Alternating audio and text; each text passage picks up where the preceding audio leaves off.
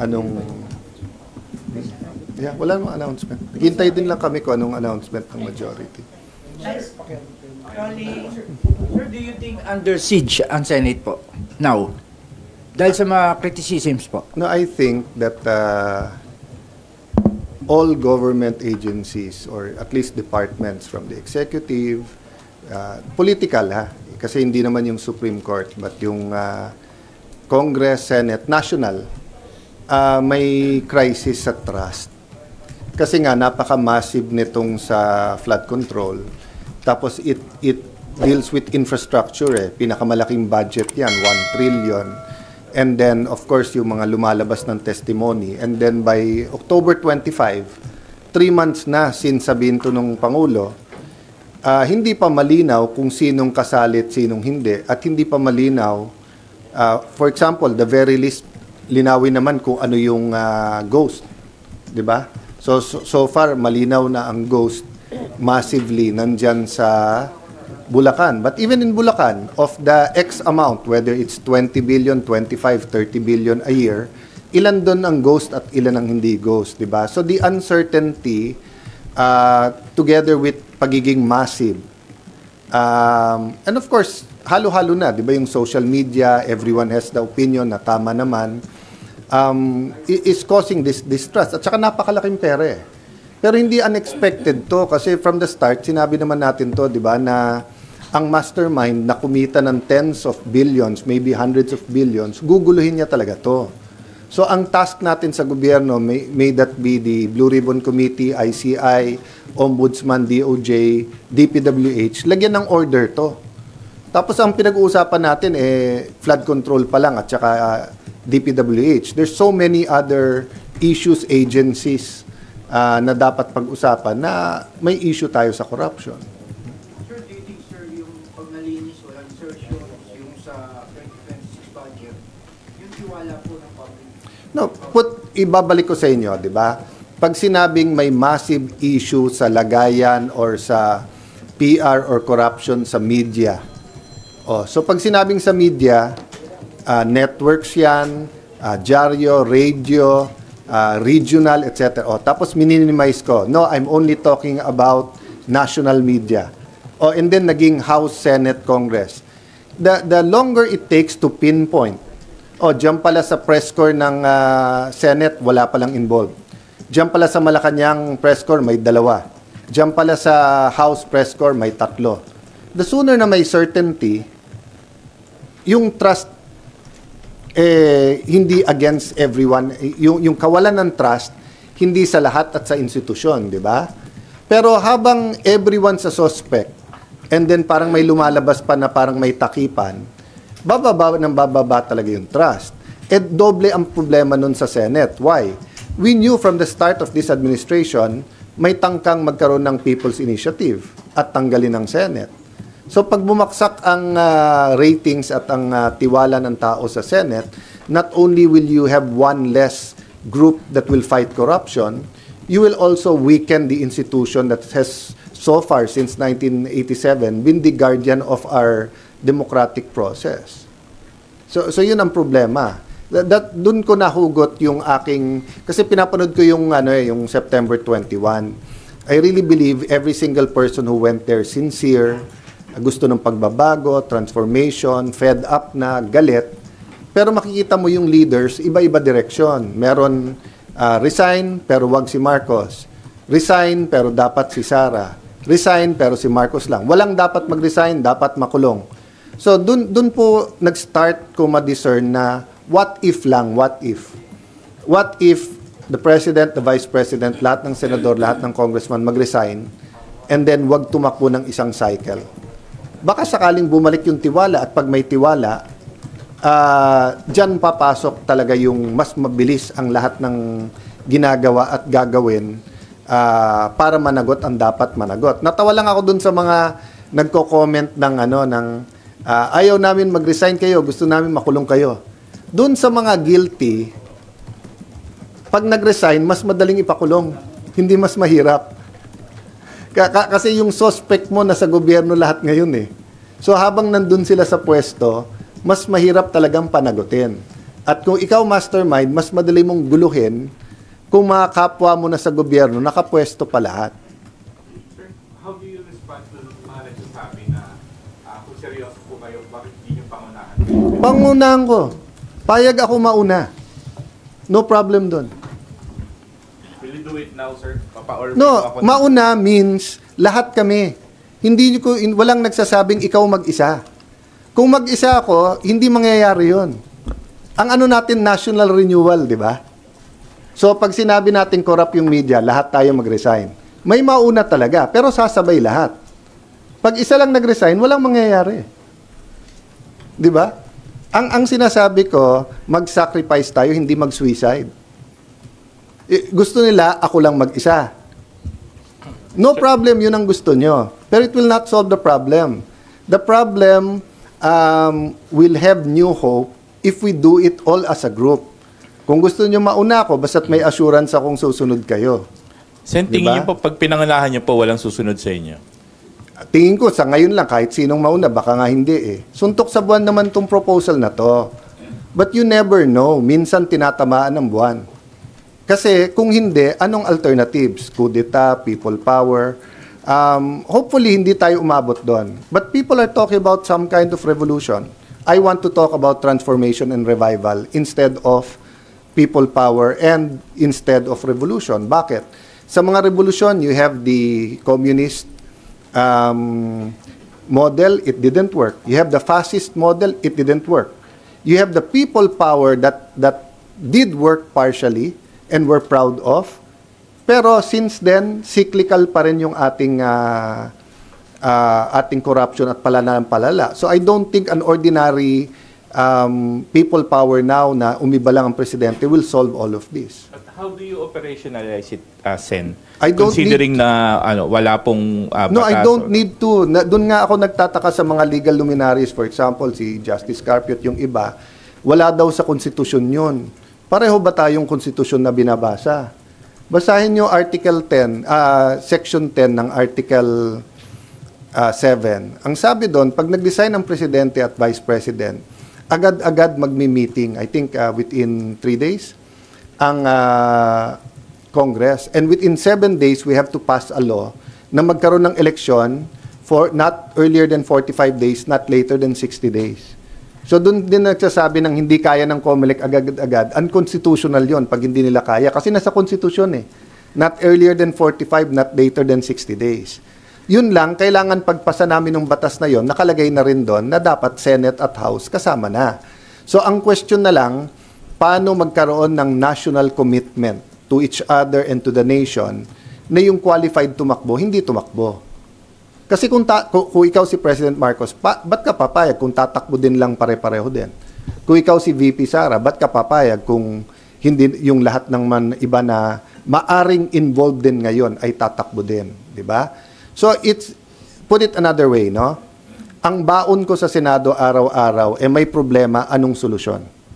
Ang hugot ko, nandun ako sa EDSA 1, more or less sa EDSA 2, may mga roles. EDSA 3, nakita ko yung sincerity ng mga tao. So, sa lahat ng laban ng corruption, one way or the other, since 1998, became a congressman, we contributed towards good. Ang problema, lalong lumala eh. Nung nawala yung pork barrel, lalong lumaki ngayon, di ba? Tapos, hindi tayo magkaintindihan ngayon eh. Bakit pag grupo nila ang naglagay, insertion yon. Pag grupo nyo, amendment yon. Di ba? So, sabi ko nga, nung bata ako, tinanong ko sa yaya ko, Yaya, bakit pagka nagkakasakit ako, sabi mo, hika? Bakit sa mga kaklase ko sa high school, asthma daw? Sabi nung yaya ko, kasi mayaman yung mga kaklase mo. Pag mahirap, hika yan. Pag mayaman, asthma yan. So, bakit kapag kasi Risa, amendment yan, hindi insertion. Pag iba, insertion yan. So how can we have a national dialogue kung ganon, di ba? But as far as feasibility and constitutionality, nasa constitution yon. The only question for us is, are we willing to sacrifice? Now, if we're not, okay lang, let's move on. So, what's happening now, parang ang layo pa ng solusyon, parang walang mangyayari, di ba? ano sabi ni Einstein, keep doing the same thing, expecting different result is stupidity. So I don't believe we're stupid as a people. So we have to find a solution. So one other alternative universe is mag-resign lahat. O hindi pa rin, what's the next one? We have to come together. Kailangan may vision tayo. Paano na ma-solve? So lahat ng ibang corrupt, sa BIR, sa customs, sa online gaming, sa illegal gambling, you name it, nakakatago ngayon kasi lahat ng attention natin nasa flood control. Di ba? So, yun lang pinopoint ko. We have to provide a vision. We have to, so, sabi ng iba yung ICI, hindi, maraming ang problema eh. Di ba? Just making things public, ano bang tinatanong nila doon? I believe in the ICI. I believe in the people there individually. But from the start, di ba, nung nagsalita ako sa floor, sinabi ko sa inyo, hindi pa independent yan at kulang pa, whether batas or paano ayusin. If you ask me, lagyan ng isang representative ng Catholic bishops, isa from the born again, isa from Muslims, isa from Iglesia. Pero lagyan nila ng plano. Halimbawa, simulan natin sa ipasubmit sa DPWH, saan ba meron talagang ghost, saan wala. Alin contractor ang definitely walang mabuting ginawa at alin yung iniimbestigahan pa. Pagka moving target tayo sa lahat ng gagawin natin, walang maayos dito. Yung nanggugulo has more than enough money, opportunity, power na guluhin lahat to. Ginagamit yung fear ng tao, yung galit ng tao, para lalong magkagulo rather than magkaroon ng order dito. Sir, pwede po bang hindi muna mag-resign yung mga incumbent, magpatawag na snap election, then kung ano po yung magiging result, saka sila mag-step down po lahat? Yun ang magiging proseso. Yun ang magiging proseso. When I say snap election, kasi iniisip lahat ng 1986, di ba? Iba talaga sitwasyon nun. But snap election, snap means mabilis. Di ba? Yung hindi scheduled, etc. So if the President and Vice President resign, magkakaroon yan ng acting. Pero ba't naman sila magre-resign na wala naman commitment ang lahat ng congressman at lahat ng Senate na kami din at walang tatakbong for President sa amin? Di ba? Walang tatakbo ulit na senador ulit. So sabi nga nung iba sa comment sa Facebook, kayo din ang mananalo, bawal ka nga tumakbo eh. Sabi nung ibang comment, di hindi kayo makukulong. Hindi, mas madali mo nga pakulong kung guilty. Kasi wala na sa pwesto eh. Diba? Baka a fresh start is what we need. Baka hindi. People power brought that. But as you saw, di ba? President Cory had to do proclamation number 3 calling for revolutionary government. Nung pinalitan, sabi ng iba, ba't hindi sinama yung mga mayors? Well, unang-una, walang trust issue sa mayors ngayon governors Yung problema sa trust ngayon, DPWH, ang nagdi-deal with DPWH, Senador, Congressman Malacanang, hindi mayors. Most mayors, some mayors have problems, but most mayors are trusted by their constituents. So, going back, President Cory, nung pinalitan ng mga OIC, doon nagkaroon ng malaking problema Di ba? Pero kung hindi naman nila pinalitan at inabolish yung Congress, you had the same people who supported the dictatorship. So, I could go either way sa argument. Ang point lang, we have to do something differently. We need radical change. We need transformation. We need to attack yung core values ng ating gobyerno ngayon. It's not happening with the present joint or parallel investigation of DPWH, some individuals, NGOs, ICI, and the Blue Ribbon Committee. Sa Blue Ribbon nga lang nagkakaproblema Pero tingin ko sa lahat ng problema, yun ang pinakamadaling ayusin. Kasi tamang papalit kay Senator Lacson, tapos magandang caucus, i-announce ang direction, transparent na rules, tingin ko, maayos natin yung investigasyon ng Blue Ribbon. Dapat ba ituloy? Dapat. Pero dapat bipartisan or non-partisan yung direction, tapos klaro kung anong direction. Sen, good morning po. Speaking of Blue Ribbon Committee and speaking of resignation din po, may we get your statement po sa pagbibitiw po ni Senator Ping, and meron po ba kayong inaay or personal pick po kung sino po yung mag-chair ng Blue Ribbon Committee? In my case kasi mahaba na rin ang history ko kay Senator Ping. I believe in him, in his integrity, kaibigan ko rin. Having said that, it's not a secret naman na meron kami, meaning yung minority, ako personally, difference of opinion sa direction and yung handling. Dati kasi, nung mas bata kami pare-pareho, aside from, well, bata pa rin naman si Nimpa, at mas payat na ngayon, but maraming bata sa inyo ngayon, pero yung mga kasabay ko na nung neophyte dito, dati kasi 70, 80, 90% nung takbo ng committee, pinapabayaan mo sa chairman yan. But ngayon, iba na ang mga members ng Senado. At the same time, may social media ka, di ba? Na every participant, hindi lang nanonood. Real time yan online. Nagko-comment, nagbibigay ng etc. No? So, iba na ngayon. So, yung direction ng committee has to be by consensus. And we disagree na, I agree with Senator Ping na pag nagpapa-interview, opinion mo yon. Pero paano mahahati ng tao yung opinion mo bilang chairman versus yung opinion mo bilang isang senador? Magkaiba yon, di ba? So, personally, hindi ko hiningi o hindi ko inasahan o hindi ko ni-expect na magre-resign. Kasi usually that's fixed through the majority. Pero nung nagkaroon ng media reports, hindi lang media reports, nung sinabi ni Attorney Fortun na may babanggitin pa, dyan biglang nakita ng majority, sandali lang. Pag binanggit, may basis ba? So matagal na namin sinasabi yon. Walang problemang magbanggit sila ng senador. Dapat magbanggit sila. Pero dapat klaro yung basis at tinitignan muna ng committee. Nung sinabing may babanggitin pa, nagbago bigla, nagkagulo. So I'll stop there kasi nga nag-uusap-usap pa sila. But kaming minority, hindi kami nakikialam sa majority. Ang gusto lang namin, pagka may hearing, may session. Para kung hindi kami sang-ayon sa nangyayari sa hearing, meron session kung saan magde-decide kung ano nangyayari. So, but I do believe Senator Soto, the Senate President, is on it. They're talking about it. So, it's too big an issue, too big a committee na hindi namin ayusin as a Senate. Pero sir, satisfied po kayo sa takbo ng investigation po ng Blue Ribbon Committee sa pamumuno po Hindi ako ni Senator satisfied Ping? sa takbo ng lahat ng investigasyon. Kasi sa akin, napakasimple lang. Unahin natin, listahan ng 2025 at 2024, saan ba ang ghost? Bakit pinaka-juicy pero pinaka-magulo din yung Bulacan? Kasi may ghost eh. So napilitan tuloy silang lahat na ikanta na hindi lang sila yon. Iba kasi yung may corruption ka sa DPWH. Parehong corruption yun ha, parehong masama.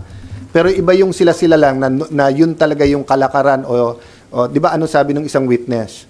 Ngayon kasi umabot sa 100% ghost. Panahon ni Duterte daw 15 to 25. Panahon daw ni Pinoy meron din pero 10% lang. So ang punto, part ng panggugulo yan eh. Naguluhin mo lahat na lahat meron. So saan mo umpisahan? Hindi ko rin masabi basta-basta. Pero sa akin clear, most guilty and mastermind. Paano mo habulin yung mastermind? Kailangan may working theory ka. Ang working theory ko, this wasn't an ordinary, pwede dito, pwede dyan, 15%, 25% ghost. Hindi. May tumingin sa buong pondo at sinabing, uy, pwedeng may gawin ako sa pondo na to. Benta ko to. At may kasama doon. Paano mo mabubuo yung theory na yun kung tama o hindi? Simple lang. Kumuha ka ng kung saan yung mga ghost, pag lumabas yung listahan na yan, tapos isa-isa imbitahin yan. So katulad na nangyari sa Bulacan, and then mako-compare mo ngayon. Di ba? Kung put it another way, kung walang problema sa flood control, kung walang naging corruption, tapos lumabas ang listahan ng bawat senador, hindi ka naglagay sa flood control. Hindi ba mali yun? Sipin mo, may mga lugar sa Pilipinas, sobrang bahay, hindi ka naglabi na lagyan yun. Pero ngayon, walang umaamin sa flood control kasi nga may corruption doon. Pero hindi natin mahati kung sinong naglagay na wala namang corruption kasi amendment yon, sinong insertion na ayaw lang amiti insertion kasi mali yung salita, at sino talaga yung may kasama sa sindikato na pinagkakitaan lahat ito. Kaya gumulo. So now, having said that, when you say we're not satisfied, it's not the whole fault of the chairman. Isa din lang siya sa iba. Diba? So, as I said, diba, maraming na-expose, maraming magandang nangyari under the chairmanship of Senator Lacson. And if this was 10 years ago, 15 years ago, I don't think aabot sa mag-iisip siya mag-resign. Pero iba sitwasyon ngayon eh. Iba din ang mga iba't ibang grupo. So, having said that, either wag na siya mag-resign at mag-usap-usap sa direksyon, or kung sino man yung papalit, mag-usap din sa direksyon. And yung usapan sa direksyon should be public and transparent and walang usapan na takipan ng kahit sino man. Pero hindi rin naman pwedeng parang pag babanggitin medyo grupo na to, go ahead. Pag etong grupo na to, wag mo nang banggitin. Pag siya naglagay, amendment yan ha. Pag ako naglagay, insertion yon.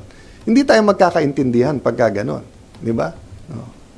Pag Malacanang ang nag-release dahil siya, unprogrammed, ano yon? Insertion, amendment. O hindi natin masagot. Kasi nga, we cannot debate and we cannot discuss unless we define the terms. Pero sir, kayo po, meron kayong choice po kung sino Choice po to majority yon.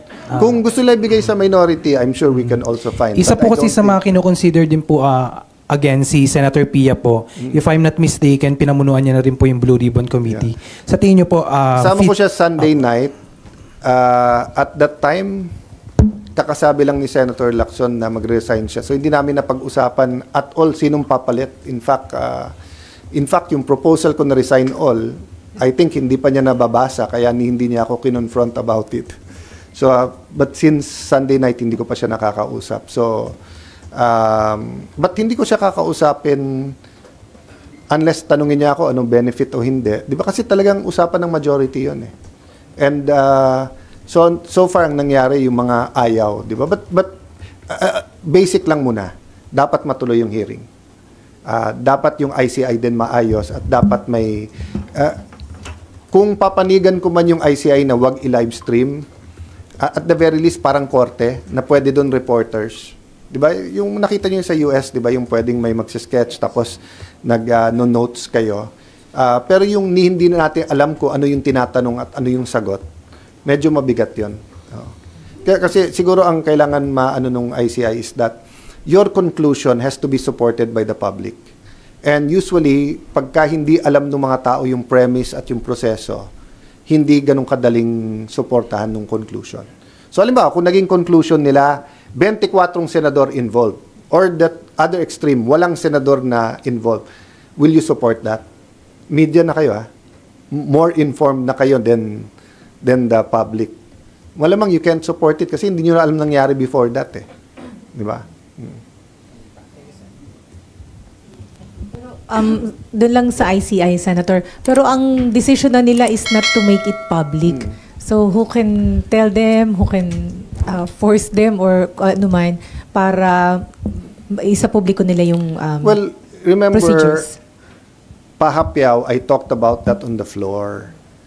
Na while it's a good idea to have an independent commission, anong parameters? Diba? Kasi, at least ako ha, pag independent kasi, independent from who and what? Balik ko sa inyo. Yung first meeting nila sa Malacanang eh. Tapos ang nag-appoint, Malacanang. Walang opposition na in-appoint. Walang religious leaders na in-appoint. Tapos nung si Ate Claire inintriga si Magalong, nawala, sila nag-appoint ng bago. So, di ba, everyone sees the sincerity of the president in getting but it's not necessarily independent. Then do they have the powers? Then hindi siya di ba? So maraming problema. And then yun nga, then yung House may investigation, tinuturo Senate, tumigil. Senate tinuturo House, napunta sa biglang pinalitan yung chairman. So, but I can tell you, medyo unfair sa minority yung sinasabing pag nagpalit ng suspect yung Blue Ribbon. Naumpisahan yan.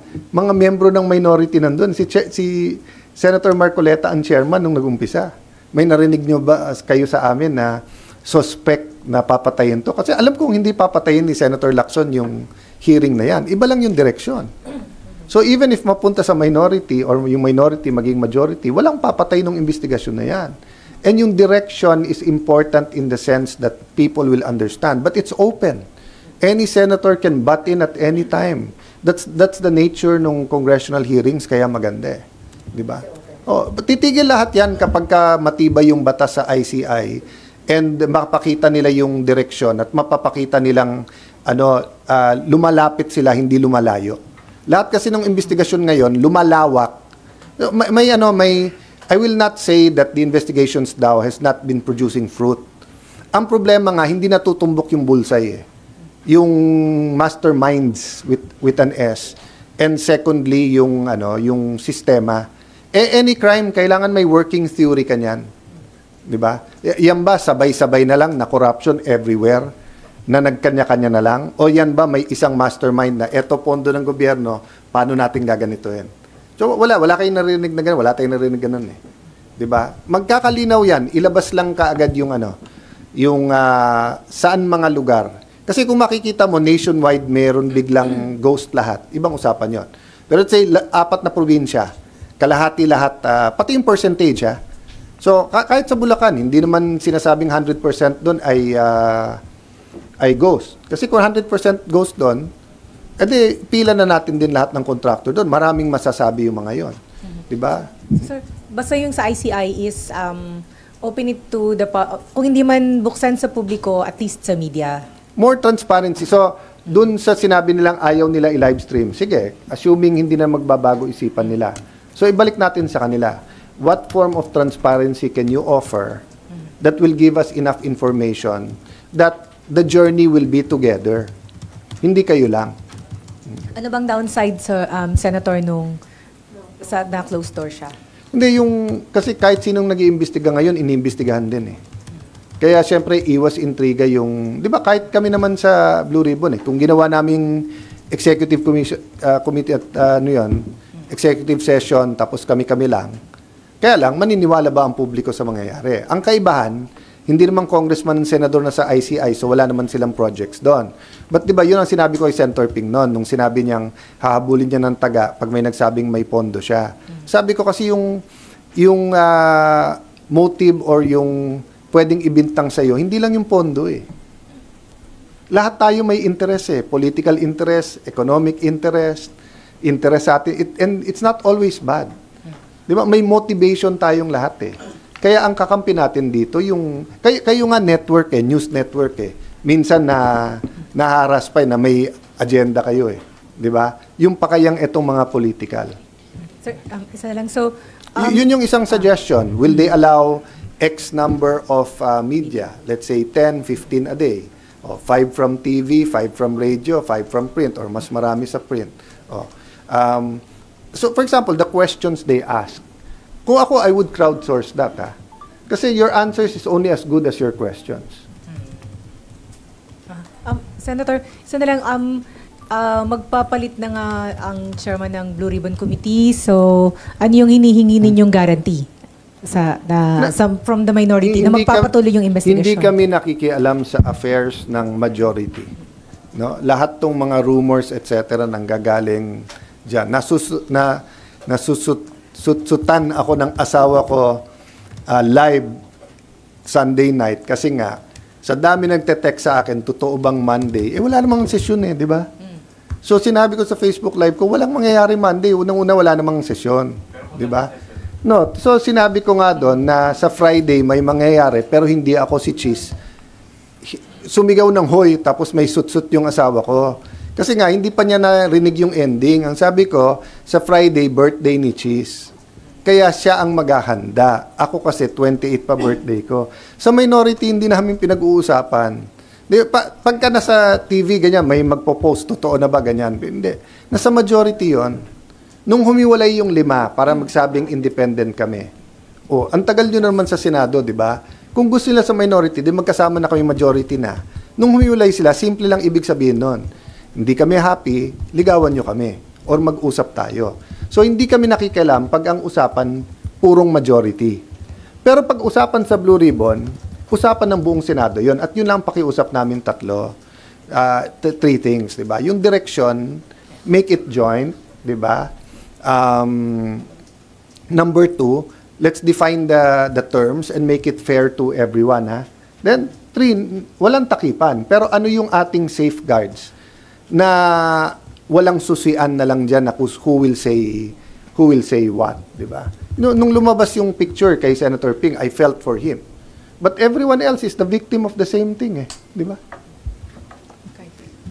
Sen, hindi ako sure, pero as far as I remember, isa po kayo sa mga binanggit na nabanggit na pwedeng pumalit sa Blue Ribbon Chair. Si Senator Pia natin. Is that possible? And if in case, possible ang minority. tatanggapin niyo po. Possible ang minority, but I don't want to be presumptuous. But possible yung minority. In fact, I'll compare, kung bibigay nila sa minority, I'll compare it to a coalition government. Di ba, now and then, pag na-elect ang presidente, pero medyo close yung election, kukuha ka ng mga cabinet members dun sa mga partidong kalaban mo. It's possible. I'm not that sure how comfortable they will be. Di ba? But would you be, if you were If they offer to the minority, mag-usap kami, and then sila naman ang mas marami. But until they offer it, hanggang dun lang ako na, ano siya, what they call this, na coalition siya. sa inyo po tatanggapin niyo?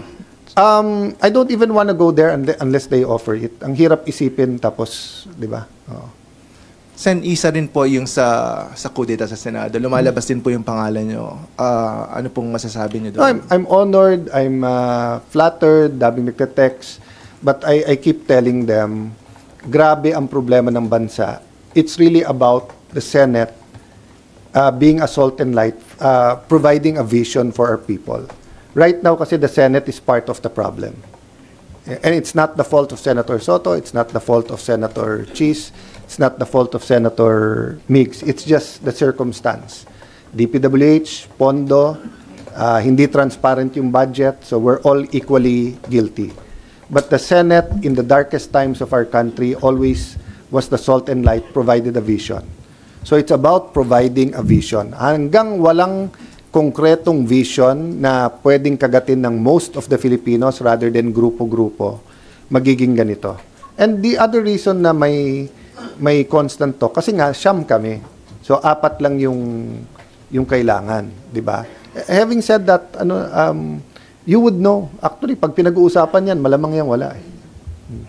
Sen, also, there are definitions and scenarios of budget amendments and insertions are being emphasized by some senators, especially, particularly in committee hearings. Kanina narinig ko po si Senator Lauren Legarda, nabanggit niya rin po yung mga insertions. Why is this necessary? Well, because, basic muna ha, before you had the US type of government, you had the monarchy. Okay? And in the monarchy, Regalian doctrine, the king owns everything. So if the king owns everything, he decides regarding everything, di ba? Public works, village, farms, etong baron na to or etong duke na to, you can have these lands, di ba? Okay. Nagka-revolution doon. So nagkaroon ng parliament pero limited sila. Okay? On the other hand, there were parts of the world later on, nagka-forms of government, nagka-fascist or communist takeovers naman, di ba? In all of these examples so far, they were all dictatorships. Meaning, isa lang nagde-decide, isa lang ang executive, judicial, at saka legislative. So, nung nagkaroon ng US style at nung nag-develop yung UK and then later on also France, ang sinabi nila, the executive proposes the budget, but the legislative does the budget. So, ang problema natin, kung sasabihin mo bawal mag-amend or bawal mag-insert, that's a step closer to the dictatorship. Kasi kung ano lang ang bigay ng presidente, and makikita mo, I think there was one ghost project. Basta't may lumabas na sa hearings na hindi insertion yon. And kayo mismo, di ba, even to the best of presidents, I thought President Aquino is a good president, but was it his first budget? Massively tinanggalan nila yung state universities. So kung walang amendments, hindi natin matatanggal yon. Okay. Having said that, nagkaroon ng history kung bakit insertion. Kung matatandaan nyo, may PDAF dati at may pork barrel. So, and at that same time, nung bago yung konstitusyon, may Supreme Court case na pwede ba ang pinopose ng House 1 to 5. Ang pinopose ng Senate is 2 to 6. Pwede bang biglang lumabas number 13 sa BICAM? Sabi ng Supreme Court, pwede. Kasi in a sense, it's a third chamber, kahit hindi na pag-usapan sa House at Senate, basta't it's organic to the law. So yung insertion na pag-usapan yan, nung nagkaroon ng time na dun mo ipapasok sa BICAM, kasi in-insert or congressional insertion. And then, most administrations, may tinatawag silang for later release pero hindi pa ganun yung pangalan. But basically, yung principle is, pag wala sa President's budget yan, huling i-release yan. Pero minsan may usapan yan between the executive and legislative. Huwag nyo lang galawin to, eto lang yung galawin nyo, eto lang. Walang for later release yan, sabay-sabay release. So, depende sa administration nangyayari yan. Okay. Then you had Senator Lacson, na in earlier days, nagka-project siya, tingin niya may corruption. So, sabi niya, never again. Binan niya sa sarili niya na maglagay sa infrastructure. At nung may PDAF, kahit soft, kahit hard, hindi siya nagtatanggal. Pero nag-a-amend siya sa budget. So, in his eyes, his vocabulary, amendment yon. So, pero pagka, insertion yon. Ang problema, maraming sumunod sa definition niya, tapos inattach sa insertion, na pag in-insertion, may corruption yon. Kaya nga kami sa minority, tinatanong namin, bakit pag lumalabas pangalan nyo sa majority, amendment? Pag lumalabas ang pangalan sa minority, insertion. That's what I'm saying. We have to have same definition if we're going to have a national discussion on the issues. Kung tirahan lang sa politika or batuhan ng putik, okay yan. Pero if we're going to have a national decision, ano yung President's budget na NEP na sila naglagay? Ano yung amendment? Ano yung unprogram? Ano yung et cetera, et cetera, et cetera? Para malinaw. Pero may gugulo nito. Kasi habang ang nagtitirahan kapwa, congressman, kapwa, senator, et cetera, I'm not saying walang guilty sa mga yan. Pero habang hindi na-expose yung mastermind, yan ang play niyan. Guluhin mo na lang sila ng guluhin. Di ba? Kailan na-convict si Miss Napoles ng anti-money laundering? 2 weeks ago? Last week? 2 weeks ago? So more than 10 years. So all the mastermind has to do is iyoyo niya lang lahat to. Di ba? Hindi niya kailangan yung dribble kikita mo pa yung bola yung ginaganon Di ba yung yoyo, pataas, pababa, pataas, pababa. Di ba? Dribble o yoyo lang ang kailangan gawin ng mastermind dito. Mag-grow yung frustrations ng people. And then by the end of next year, kanya-kanya ng propaganda that the hope is the candidate in 2028. It can work, it cannot, it pwedeng hindi mag-work. Kung hindi mag-work, baka magkaroon ng revolution. Yun ang na mabigat yon. Pag nagkaroon ng revolution ngayon, mabigat. It might be something that will be worse for the country. Last question. Sir, yung comment niyo lang po sa resignation ay sa pagkaka-appoint ni Secretary Remulla. 3 things. 1, sa taong bayan, pray. 2, sa atin lahat, bantayan. 3, kay bagong ombudsman na Remulla, congratulations and just follow your oath. So ako naniniwala lahat ng tao may talent at ang mabigat kasi pagka sa judiciary, COA, ombudsman, once na mag-oath ka, nasa sayo na yun So kung magpapagamit ka sa politika, may grupo ka, may agenda kang sarili, you can do that. But if yung konsensya mo, yung direction mo, pag nandiyan ka na, di ba, we've seen that in the past We've seen Supreme Court justices appointed, then they went against the president. Di ba? Kasi sabi nila, sandali lang, pag appointed na. So ako, it's a clean slate for me. Give Boying Remulla a clean slate, then bantayan kung anong gagawin niya. Yes. Sir Mary Monreyes from One News. Balikan ko lang po yung sa kudeta. Nasabi po kasi ni Sen. Aimee, lagi naman daw po yung nagiging topic sa minority. Pero ngayon po ba, walang ligawan ng boto, ng signature po for a change of leadership? Linawin ko lang nagtatanong ngayon One News. Yung una kasing naglabas nung nagkagulo, One TV po yata. One TV. So akala nung lahat, it was a affiliate, di ba? So okay. Walang active na ligawan in the sense nung nilabas ni Senator Lacson yon, I can tell you, wala akong kinakausap. Okay. So, kausap kami ni SP Soto sa phone, I think the other day, about some things lang and etc. Sabi nga niya, basta tayo yung friendship para nakakapag-usap tayo. Tapos, inuulit nga niya. Sabi ko, sabi nga niya, hindi kami actively. Sabi ko, SP, basta't yung majority nyo na sa inyo, minority namin, walang pagbabago. Pag may lilipat, Di ba? So, hindi mahaba usapan namin. But ang point ko is that, in a sense, there's always a ligawan. But in a sense na yung parang kami ni Cheese nung natanggal kasi Senator Migs, parang nasa isang kwarto kami nun. And mabilis nangyari. Parang within 24 hours, tawagan, get the signatures. Obviously sila, nung tinanggal nila si Senator Cheese, obviously that Friday, Saturday na sinasabi ni Ping, something similar. Hindi nangyayari ngayon yon. Ngayon, kung sasabihin mo may ganun-ganun, may kindat-kindat, or welcome kayo sa amin, syempre, pag nagkikita-kita dito, kanya-kanya yan. But hindi kami nag-uusap sa minority na kung meron na sino, or kung paano, kung ano. Kasi tingin nga namin, happy pa sila sa majority. And I think we have a role to play in the minority. But usually, it doesn't happen when it's noisy. Kasi nga nagbabantayan eh. But you can't take it away from the supporters of the majority na may social media na mainit silang wag palitan. And you cannot take it away from our supporters, 'di ba, all around the country na gusto na rin silang palitan. So that's the reality there.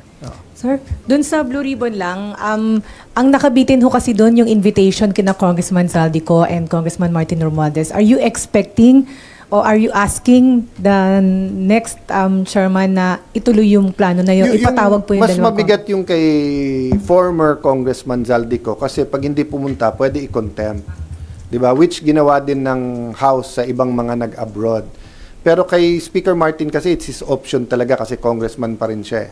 Whether pupunta siya at hindi. Diba? But hindi mauubusan ng mga ganyan argument among the senators.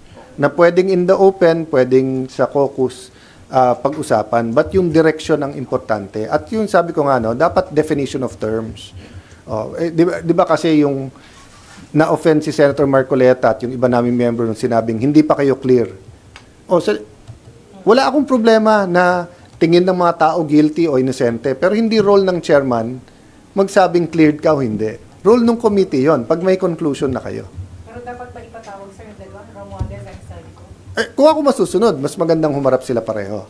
Pero yung sinasabi ko, mas madali yung kay former congressman. Kasi nga, hindi na siya congressman eh. So, pag in-invite mo, tapos hindi pumunta, pwede ka na mag-show cause, tapos pwede ka na mag-contempt. Sir, balik ko lang konti doon sa pitch nyo on resign all and snap elections. Yun nga po kasi apparently based on reactions, parang wala pong masyadong sumusuporta. So far, si Senator Erwin, pero tinanong lang, may kolatilya lang siya bakit wala yung mayors. Tapos si Senator Bato, okay daw siya. Someone told me okay si Senator Joel, pero hanggang dun lang. So, kumbaga sa isang produkto, hindi na bente. Unfortunately, kasi I still think it's a good idea. Yun nga po, pero are you, kumbaga, do you acknowledge na it may be an impossible idea and also, meron po mga batikos na parang, ano purpose niyan? Why are you pitching it? Two Baka things. Okay, one, it's an improbable. It's not impossible. I mean, kailan ka pa mag-iisip mag-cleansing, mag-clean slate? Kapag sinusunog na ang bahay ng mga congressman, senador, or may people power na, or may communist or fascist takeover. So it's just a food for thought now. Number two, ba't ko naisip to? Ganun ako mag-isip na hindi mo pwedeng sabihin, I'm willing to die for my country, I'm willing to sacrifice, etc. So, I don't sacrifice other people. Hindi pwedeng sabihin, alam mo, para mawala ng problema, mag-resign na si Presidente o mag-resign na si Vice. Hindi. Pero I'm willing to volunteer, all of us. But the question is, are you willing to volunteer yourself? Kasi I cannot force them naman. Willing ako kahit mauna. Basta't kasama sila. Iba yung mauna, iba yung ikaw lang. Di ba? And the idea might not be good right now, and if they come up with solutions, yung ICI or Blue Ribbon, baka baliwala na tong idea na to. Pero pagka hindi nagkaroon ng solusyon tong sa corruption, tapos lalong lumitaw yung napakarami pa, there might be more radical solutions that we all won't like. Sir, long shot lang. Chacha. How about Chacha? Ang- change of type of government, We have to have change. baka mas ano? No, so we have to have change of values eh. Yung Chacha, meron nagtutulak niyan pero pabor sa kanila. Eventually, you do need charter change. There are things in our charter that needs change, but charter change cannot address corruption eh. Kasi it's not the system of government, it's the system of values, yung character, yung paniniwala, yung identity natin. Lahat ng bansa na kung saan yung cheating, stealing, and lying, kahit gaano kaliit, ay pinaparusahan at masama, mas maganda ang takbo nila sa anti-corruption. Pero lahat ng bansa na parang konting plagiarism, okay lang. Daya sa exam, okay lang. Huwag ka magbayad ng taxes, jaywalking, okay lang. Magnakaw ka, basta't konti, okay lang. Yun, dun sumasama. So we really have to have a change in values and culture. Unfortunately, or fortunately, I don't really know which, leadership matters eh. So ang problema natin ngayon, leadership, may distrust in the national leadership. No?